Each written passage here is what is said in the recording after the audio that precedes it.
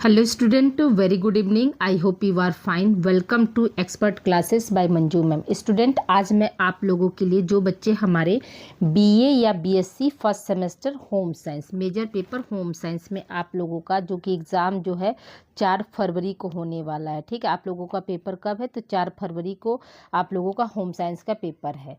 तो पेपर का नाम क्या है स्टूडेंट? तो आइए देखिए, पेपर का नाम है fundamentals of nutrition and human development, और जिसको हम हिंदी में क्या बोलते हैं? पोषण के मूल तत्व एवं मानव विकास.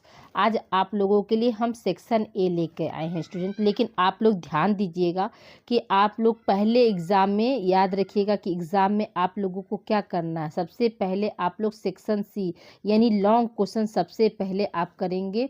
लॉन्ग क्वेश्चन में भी कितना क्वेश्चन आप लोगों को? टोटल 4 क्वेश्चन आएगा. 4 में से आप लोग क्या करना कितना होगा? 2 क्वेश्चन करना होगा. एक एक क्वेश्चन जो है आप लोगों का जो है 20 नंबर का रहेगा. तो 20 नंबर का एक क्वेश्चन यानी 2 क्वेश्चन मिलाकर कितना हो जाएगा? 20 हम जोड़ेंगे तो कितना होगा? 40 नंबर का हो जाएगा. तो मेरी बात ध्यान से आप सुनिएगा कि आपको सबसे पहले क्या सेक्शन सी कल या परसों में हम आप लोगों को भी इंपॉर्टेंट क्वेश्चन कलेक्शन देंगे. आज आप लोगों का जो है सेक्शन ए हमने स्टार्ट किया है और एक आध 2 दिन में ही आप लोगों को हम सेक्शन सी का भी लॉन्ग क्वेश्चन दे देंगे. उससे ज़्यादा आप लोगों को नहीं पढ़ना है. मान लीजिए टोटल हम आप लोगों को लॉन्ग क्वेश्चन में 6 या 8 क्वेश्चन देंगे. बस इतना ही आपको पढ़ के जाना है. 6 क्वेश्चन में आप लोगों का 2 क्वेश्चन तो निश्चित तौर पे वो आ जाएगा, यानी 40 नंबर आप जो है कवर कर लेंगे मेरे ही मॉडल पेपर से. सिर्फ 6 क्वेश्चन आप लोगों को पढ़ना है और 6 में से आप लोग 2 क्वेश्चन तो आराम से कर लेंगे. इससे ज़्यादा आप लोगों को कहीं भी इधर उधर भटकने की ज़रूरत नहीं है स्टूडेंट. तो देखिए, आइए आप लोगों को हम दिखा देते हैं कि हमने क्या मतलब जो है सेक्शन ए में हम कौन कौन से क्वेश्चन इंपॉर्टेंट ले. देखिए स्टूडेंट, आइए हम स्टार्ट करते बिना समय गंवाए आप लोगों का जो है सेक्शन ए. तो देखिए, सेक्शन ए में पहला क्वेश्चन आपका क्या है? ये आपका इंपॉर्टेंट क्वेश्चन, ये हमेशा एग्जाम में पूछा जाता है कि गृह विज्ञान से आप क्या समझते हैं. ठीक है. तो देखिए यहाँ पे क्या बताएंगे आप कि गृह विज्ञान या घर के प्रबंधन के विज्ञान से हमसे हमारे घर, हमारे परिवार के सदस्यों तथा हमारे संसाधनों से संबंधित विभिन्न बातों को सम्मिलित किया जाता है. गृह विज्ञान से तात्पर्य हमारे संसाधनों का प्रभावपूर्ण से प्रयोग करने की कला तथा स्वस्थ व सुखद घर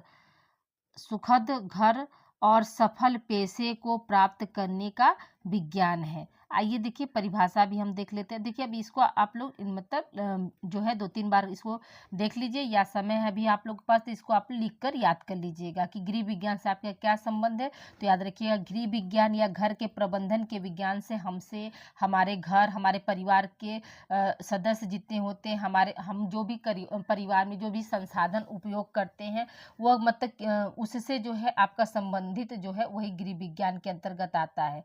अब देखिए परिभाषा आपका क्या है. गृह विज्ञान की परिभाषा देखते हैं. तो लेडी इरविन कॉलेज के गृह विज्ञान संस्थान के अनुसार, जो लेडी इरविन कॉलेज है ये आपका जो है 1930 ईस्वी में खोला गया था स्टूडेंट. और सबसे पहले जो है मतलब गृह विज्ञान जो है इसी कॉलेज में आया था सबसे पहले. ठीक है, यानी सबसे पहले गृह विज्ञान सब्जेक्ट को इसी कॉलेज में जो है खोला गया था. ठीक है. तो देखिए यहाँ पर आपका क्या परिभाषा है. गृह विज्ञान वह व्यवहारिक विज्ञान है जो अपने अध्ययनकर्ताओं को सफल पारिवारिक जीवन व्यतीत करने, सामाजिक व आर्थिक समस्याओं को हल करने तथा सुख में जीवन यापन करने की दशाओं का ज्ञान कराता है. ठीक है. तो याद रखिएगा कि ये आपकी परिभाषा है. आप सिर्फ अगर परिभाषा भी लिख देंगे कि गृह विज्ञान को परिभाषित कीजिए या क्या समझते हैं, तो ये परिभाषा भी आपको पूरा 2 में 2 नंबर दिलवा देगा. याद रखिएगा कि सेक्शन ए से आप लोग को टोटल जो है 5 क्वेश्चन करने रहते हैं और एक एक क्वेश्चन क्या है 2 नंबर का होता है, यानी आपका टोटल जो है 10 नंबर का ये सेक्शन ए वाला पोर्शन रहता है स्टूडेंट. ठीक है. तो अब आइए दूसरे प्रश्न की ओर हम बढ़ते हैं. दूसरा प्रश्न हमारा क्या कह रहा है? पोषण को परिभाषित कीजिए. ठीक है, पोषण क्या है इसकी परिभाषा देना है. तो याद रखिएगा कि भोजन के अंतर्ग्रहण, पाचन एवं अवशोषण के बाद सजीव द्वारा इन पौष्टिक तत्वों का उपयोग किया जाता है, जिससे क्या होता है? शारीरिक वृद्धि होती है तंतुओं की टूट फूट की मरम्मत होती है, शरीर को उष्णता मतलब गर्मी, ठीक है, उष्णता प्राप्त होती है तथा विभिन्न क्रियाओं का नियंत्रण होता है। वही क्या कहलाता है हमारा, वही पोषण कहलाता है। ठीक है, तो पोषण की परिभाषा आप लोगों को अच्छे से समझ में आ गया होगा, तो इसको भी आप लोग राइट डाउन कर लीजिए, आराम से लीजिए। याद रखिएगा कि भोजन हम खाते तो तुरंत थोड़ा ना पोषण हमको मिलता है, तो भोजन के अंतर्ग्रहण, फिर भोजन जैसे ही खा लिए, घोट लिए, पेट में वो चला गया, 4 घंटे तक भोजन हमारा ऐसे ही पड़ा रहता है। फिर उसके बाद 4 घंटे के बाद क्या होता है, तब पाचन की क्रिया शुरू होती है। फिर पाचन की क्रिया में भोजन के क्या होते हैं, छोटे छोटे पार्टिकल्स होते हैं। फिर उसके बाद छोटे छोटे जो पार्टिकल्स होते हैं, तो फिर उसके बाद उनका अवशोषण मतलब एब्जॉर्प्शन, यानी जो है सोखा, एक तरह से मान लीजिए हमारे जितने भी ऑर्गन्स हैं वो क्या करते हैं, छोटी इंटेस्टाइन जो होती है वो जो है न्यूट्रिएंट्स को सोखती है, और फिर क्या होता है, वही जो न्यूट्रिएंट्स होते हैं वही हमारे क्या है, शारीरिक वृद्धि और तंतुओं की टूट फूट की मरम्मत और शरीर को जो है टेम्परेचर, ये सब क्या है, सभी और विभिन्न क्रियाओं को नियंत्रित भी कौन करता है, आपका पोषण ही करता है, इसीलिए उसी को हम पोषण कहते हैं। अब आइए देखिए परिभाषा हम देख लेते हैं। परिभाषा जो है सुधा नारायणन के अनुसार क्या परिभाषा है, तो देखा जाए हम लोग, तो देखिए, जिन सूक्ष्म रासायनिक प्रक्रियाओं के द्वारा आहार के पाचन, शोषण तथा संग्रह के बाद उसका उपयोग शरीर द्वारा किया जाता है, उसे हम क्या कहते हैं, पोषण कहते हैं। ठीक है, ये आप लोग ध्यान दीजिएगा, परिभाषा मोस्ट इंपॉर्टेंट है। अब आइए देखिए तीसरा प्रश्न हम देखते हैं। तीसरा प्रश्न हमारा क्या कर रहा है, गर्भाधान किसे कहते हैं, तो याद रखिएगा कि गर्भाधान प्रक्रिया में शुक्राणु गतिशीलता के कारण स्त्री अंडाणु के पास पहुंचकर उसके बाहरी सुरक्षात्मक परत को भेद देता है और उसके केंद्रक से सहयोग करता है। इस प्रकार गर्भाधान की दो अवस्थाएं होती हैं। ठीक है, प्रथम अवस्था में क्या होता है, अंडाणु से शुक्राणु का संयोग होता है, संयोग मतलब जुड़ता है, जो अंडाणु होता है वो क्या शुक्राणु से जुड़ जाता है। और द्वितीय अवस्था में क्या होता है, दोनों के केंद्रक आपस में मिल जाते हैं, जिससे गर्भाधान की क्रिया क्या होती है, पूरी हो जाती है। ठीक है, तो आप सभी लोग जानते हैं कि जो ह्यूमन्स है, मानो यानी फीमेल और मेल है, तो जैसे ये क्या है, ये आपका जो है मतलब मेल का स्पर्म होता है और ये क्या है, फीमेल का ओवा होता है। तो जब ये मतलब आपके क्या है, फॉलिपियन ट्यूब में पहुंचते हैं, मान लीजिए ये हमारा गर्भाशय हो गया, तो यहाँ से मान लीजिए स्पर्म जो है रेंगता हुआ गया, और इधर से क्या हुआ, यहाँ पर दो जोड़ी जैसे ओवरी पाई जाती है, यहाँ से ओवरी से क्या होता है, ओवा का फॉर्मेशन होता है। जब इधर इधर जाकर यहाँ पर ओवा मिल गया, तो यहीं पे क्या होता है, ये दोनों फर्टिलाइज हो जाते हैं, एक दूसरे से जुड़ जाते हैं। तो याद रखिएगा कि फर्टिलाइजेशन यानी जो निषेचन की क्रिया कहाँ होती है, तो ध्यान दीजिएगा कि जो निषेचन की क्रिया होती है वो कहाँ होती है, फॉलिपियन ट्यूब में होती है। ठीक है, तो ये आप लोग समझ गए होंगे इस चीज़ को। तो इसी को जब मतलब फॉलिपियन ट्यूब में दोनों मतलब ओवा और अंडाणु और शुक्राणु मिल जाते हैं, मिलकर वो क्या है, केंद्रक का यानी जाइगोट का निर्माण करते हैं। यही आपकी क्या है, गर्भाधान की होता है, यानी गर्भाधान के बाद ही क्या होता है, मेंस्ट्रुअल साइकिल जो है बंद हो जाती है। ठीक है, महीना आना क्या होता है, लेडीज को बंद हो जाता है। ठीक है, अब देखिए दूसरे नेक्स्ट प्रश्न की ओर चलते हैं। वंशानुक्रम का क्या अर्थ है, वंशानुक्रम का क्या अर्थ होता है, तो देखिए वंशानुक्रम का अर्थ समान से समान की उत्पत्ति, यानी समान यानी जैसे हम मानव हैं, जैसे हम मानव हैं, तो हम मानव जैसा ही मतलब बच्चों को जन्म देते हैं। जैसे गाय का बच्चा गाय बछड़ा होगा, बच्चिया होगी, गाय का बच्चा गाय ही होगा। ठीक है, भैंस का बच्चा भैंस ही होगा, बकरी का बच्चा क्या होगा, बकरी ही होगा। तो ये क्या, समान जाति से समान जाति का उत्पन्न होना ही क्या है, वंशानुक्रम के अंतर्गत आता है। ठीक है, वंशानुक्रम की वह क्रिया जिसके द्वारा पृथ्वी पर जाति का समान उत्पत्ति प्राकृतिक परंपरा शाश्वत है। तो ये हम सभी लोग जानते हैं कि मतलब जो आदमी है तो वो आदमी के बच्चे को ही जन्म देगा, तो ये क्या समान उत्पत्ति हुई, इसी को हम क्या बोलते हैं, वंशानुक्रम बोलते हैं। वंशानुक्रम माता पिता से प्राप्त शारीरिक मानसिक विशेषताओं एवं विशिष्टताओं का बालक में समावेश होता है।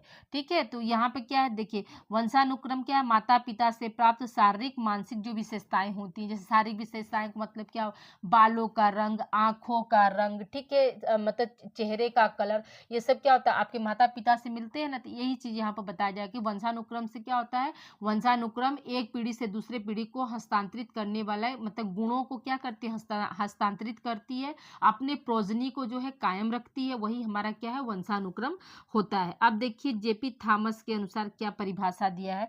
जेपी थॉमस ने थॉम्पसन के अनुसार क्या है, तो परंपरागत संतति के मध्य उत्पत्ति के संबंध दर्शाने वाले उपयुक्त शब्द ही क्या होते हैं, वंशानुक्रम होते हैं। अब देखिए दूसरा परिभाषा क्या है, जेम्स ड्रेवर के अनुसार। जेम्स ड्रेवर ने क्या बताया कि वंशानुक्रम का अर्थ माता पिता से बच्चों तथा शारीरिक एवं मानसिक लक्षणों का संक्रमण। तभी हमने आपको बताया कि वंशानुक्रम में क्या होता है, एक पीढ़ी के जितने भी लक्षण होते हैं वो आने वाली संतान में आना ही वही क्या है, हमारा वंशानुक्रम। जैसे माता पिता, आपके दादा दादी हुए, इन सब का क्या होता है, इन सब का जो है मतलब जो लक्षण होते, बालों का रंग, नाखून, चेहरे का कलर, ये सब क्या, सब आपका वंशानुक्रम के अंतर्गत आता है। अब देखिए एक परिभाषा और दिया है रूथ बेनिडिक्ट के अनुसार, तो वंशानुक्रम माता पिता से संतानों को हस्तांतरित होने वाले गुण हैं। ठीक है, वंशानुक्रम क्या है, माता पिता से संतानों को हस्तांतरित होने वाले गुण हैं। देखिए यहाँ पर हम 3 परिभाषा आप लोगों को दे दिए हैं स्टूडेंट। जो भी परिभाषा आप लोगों को अच्छे से याद हो सके, सिर्फ एक परिभाषा आप वहाँ पर अति लघु प्रश्न आएगा, यानी सेक्शन ए का प्रश्न आएगा तो आपको सिर्फ एक परिभाषा ही लिखना है। तो आपको जो भी आसान लगे परिभाषा उसको आप लोग याद कर लीजिए। ठीक है, अब आइए हम अगले प्रश्न की ओर बढ़ते हैं। अगला प्रश्न हमारा क्या कह रहा है कि हृदय के कार्य बताइए, हृदय के क्या कार्य होते हैं। तो देखिए हृदय का कार्य क्या है, तो हृदय शुद्ध रक्त शरीर के समस्त भागों में पहुंचाता है। हृदय क्या करता है, शुद्ध रक्त यानी प्योर ब्लड को क्या करता है, शरीर के सभी भागों में पहुंचाता है, तथा अशुद्ध रक्त जो हृदय में आता है उसे शुद्ध होने के लिए क्या करता है, फेफड़ों में भेजता है।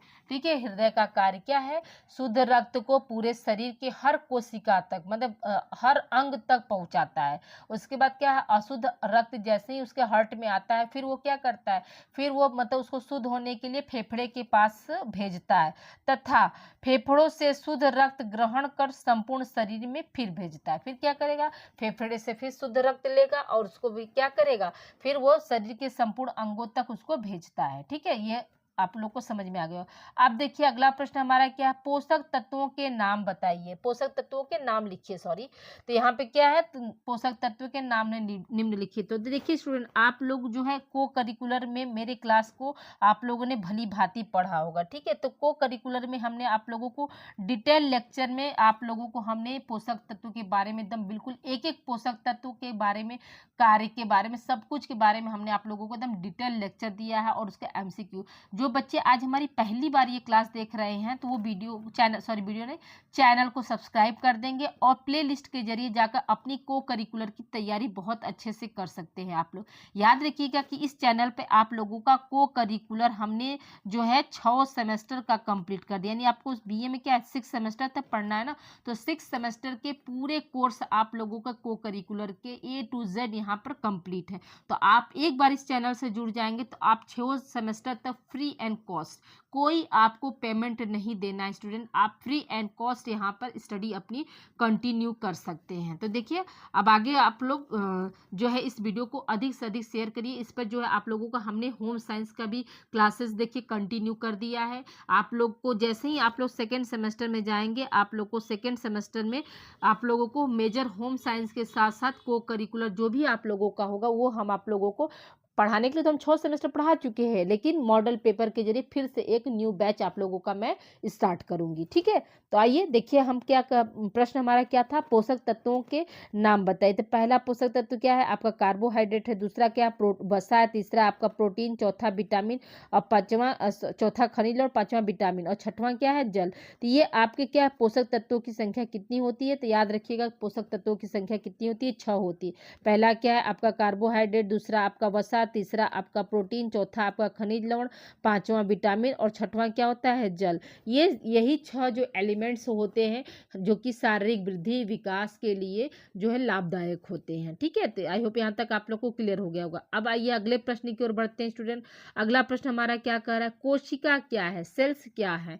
तो याद रखिएगा कि जो मानव शरीर यानी हमारा जो शरीर है वो क्या है, मतलब कोशिकाओं का जंजाल है, यानी मानव शरीर जो होता है वो मतलब कोशिकाओं से बना होता है, या यूं कह सकते हैं कि मानव शरीर कोशिका जो है वो मानव शरीर की क्या होती है, लघुत्तम इकाई है। ठीक है, तो अब देखिए ये बात करते हैं इसमें। तो कोशिका क्या है, मानव शरीर की जीवित लघुत्तम इकाई है।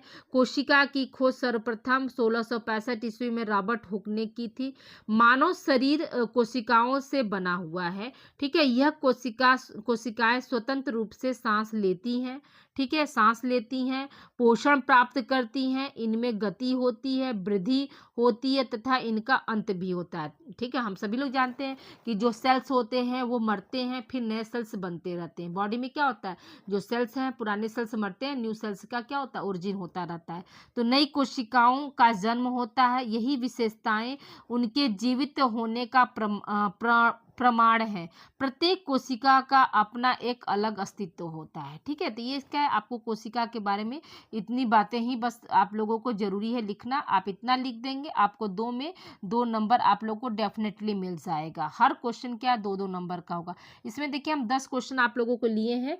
10 क्वेश्चन में आपके 5 ही क्वेश्चन आएंगे। तो बस मॉडल पेपर देने का क्या उद्देश्य होता है, ये होता है ना कि 2-4 10 क्वेश्चन बढ़ा के दिया जाए, ताकि आपके मैक्सिमम क्वेश्चन जो है यहीं से जो है आपके आ जाए। तो देखिए अब यहाँ पर हमने आपको एक क्वेश्चन और लिया है कि किण्वन को परिभाषित कीजिए। यानी किण्वन यानी खमीरीकरण क्या होता है। तो देखिए किण्वन को क्या कहते हैं, खमीरीकरण कहते हैं। खमीरीकरण की क्रिया का ज्ञान बहुत प्राचीन काल से है। यानी ये मत सोचिए कि अभी मतलब तत्काल में आया, नहीं, बहुत पुराने समय से ही क्या है, किण्वन जो है फर्मेंटेशन, जिसको हम इंग्लिश में बोलते हैं और हिंदी में किण्वन या तो फिर खमीरीकरण बोलते हैं। तो ये इसका ज्ञान क्या था, प्राचीन समय से ही है। खमीर शक्कर युक्त पदार्थों के अपघटन से ऊर्जा प्राप्त करता है। खमीर क्या होता है, शक्कर युक्त पदार्थ। आप देखते हैं ना गन्ना का रस को क्या करते हैं, गन्ने का ताजा रस लोग बोतल में रख कर स्टोर कर लेते हैं या हड़िया में स्टोर कर लेते हैं। फिर उसके बाद क्या करते हैं, उसको बांध कर जो है जहाँ पर धूप हल्का फुल्का आ रहा है वहाँ रखते हैं, ताकि वो खमीरीकरण से फिर क्या होता है 3-4 महीने में क्या होता है वो अच्छा वो बिल्कुल गाज आ जाता है। फिर उसको छान के क्या करते हैं, उसका तड़का लगाकर फिर आम का सीजन जब आता है, आम का अचार बनाना हुआ, तो उसमें क्या करते हैं, उस सिरके का यूज करते हैं। तो सिरका भी जो बन रहा है वो कैसे, खमीरीकरण से बनता है। आपके यहाँ जो ब्रेड आता है, पावरोटी होती है, ये सब क्या, सब आपका जो है खमीरीकरण वाले प्रोसेस है। आप नॉन रोटी शादियों विवाह में जब आप शादी विवाह की पार्टी में आप जाते हैं तो वहाँ पे क्या है, नॉन रोटी खाते हैं ना, तो नॉन रोटी भी क्या है, वो भी आपका एक खमीरीकरण से ही बनाया जाता है। ठीक है, तो अब देखिए यहाँ पे क्या है, खमीर एक किण्वन है और इसके द्वारा संपादित शर्करा युक्त पदार्थ के अपघटन की क्रिया किण्वन कहलाती है। अपघटन की क्रिया क्या कहलाती है, किण्वन कहलाती है। इसी प्रकार दूध तथा गीले आटे का खट्टा होना, जैसे गर्मियों में आपके यहाँ अगर फ्रिज नहीं, आप बाहर आटा रखते तो आप देखते हैं ना वो आटा बहुत ज़्यादा फ्लैपी हो जाता है और उसमें क्या होता है, खट्टापन आ जाता है। तो कैसे, खमीरीकरण के कारण। फिर क्या है, वनस्पति तथा जीव पदार्थ का सड़ना। वनस्पति या जीव पदार्थ जो हो सड़ जाते हैं, उससे भी वो भी क्या है, वो भी आपका फर्मेंटेशन के अंतर्गत आएगा। फिर क्या, गन्ने के रस से सिरका बनाना। ये तो अभी आप लोगों को हमने एक एग्जाम्पल दिया। यही सब क्या है, किण्वन क्रिया के उदाहरण है। आई होप यहाँ तक आप लोग को अच्छे से समझ में आ गया होगा। ठीक है, अब आइए देखिए अगले प्रश्न की ओर हम बढ़ते हैं। अगला प्रश्न हमारा क्या है, विकास को परिभाषित कीजिए। यानी डेवलपमेंट की क्या परिभाषा होती है उसको बताना। तो देखिए मनोवैज्ञानिकों के अनुसार मानव का अध्ययन मानव विकास कहलाता है। मानव विकास हम किसे कहते हैं, तो जितने भी मनोवैज्ञानिक थे उन्होंने क्या बताया कि मानव का अध्ययन ही क्या है, मानव विकास कहलाता है।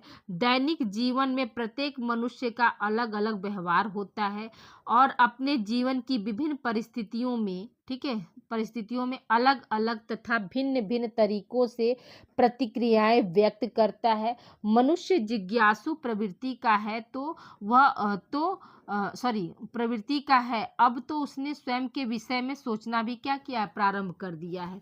तो याद रखिएगा कि आप सभी लोग जानते हैं कि हम लोग कितने हैं, जिज्ञासु प्रवृत्ति के होते हैं ना, हर चीज के बारे में जानने की कोशिश करना। अब देखिए आप परिभाषा क्या है आपका, जो है शैली वेंडकोस और ओल्ड के अनुसार, शैली वेंडकोस ओल्ड्स के अनुसार क्या है, मानव विकास का क्षेत्र मनोवैज्ञानिक शोधों की वह शाखा है जो मानव का गर्भाधान से लेकर मृत्यु तक वैज्ञानिक अध्ययन करता है। तो याद रखिएगा कि जो मानव विकास है वो कहाँ से स्टार्ट होता है स्टूडेंट, याद रखिएगा कि गर्भाधान से स्टार्ट होता है। आपको हो सकता है कि वाइबा में पूछा जाए कि मानव का विकास कहाँ से प्रारंभ होता है, तो आप क्या बताएंगे, गर्भाधान से लेकर क्या होता है, मृत्यु तक होता है या मृत्यु पर्यंत तक होता है।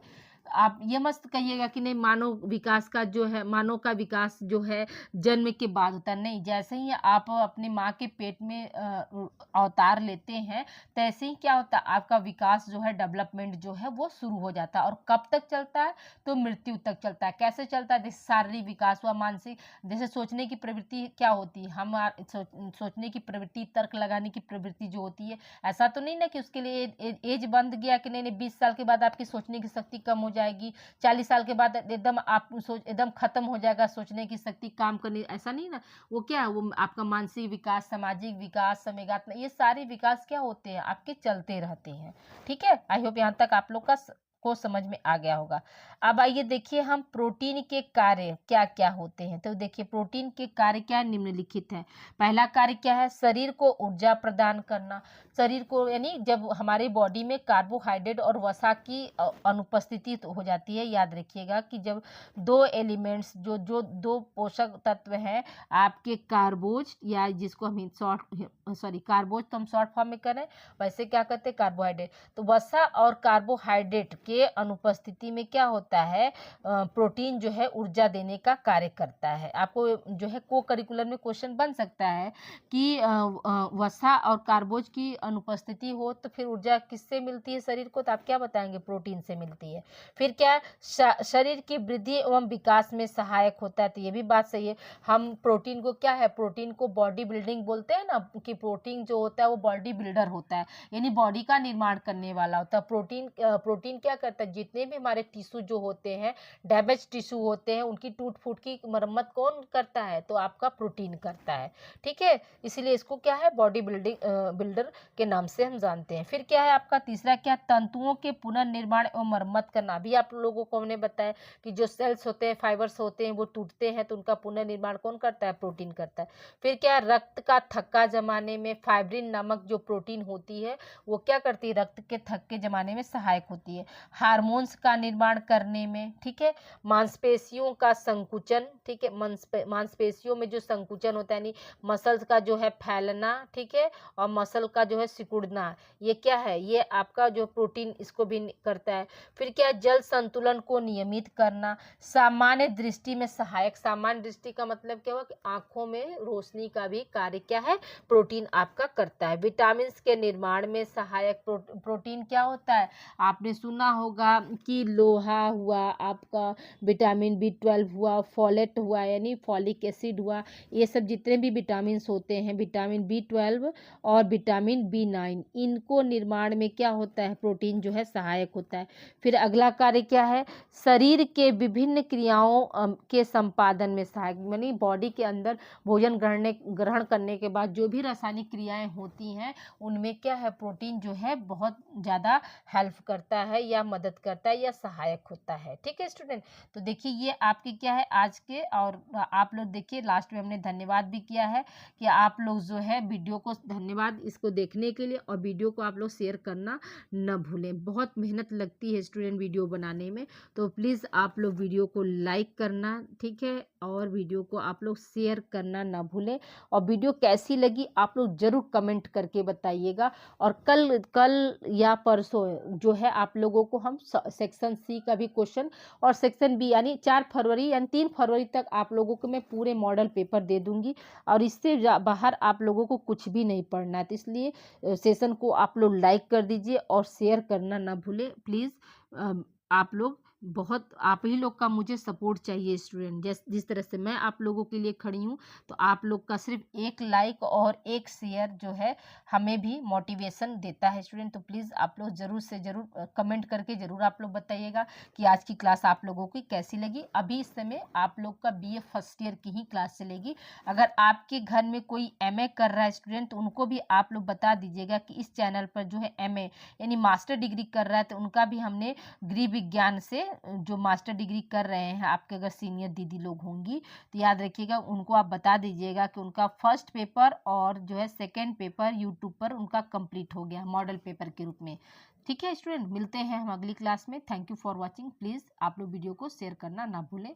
धन्यवाद आप लोगों को।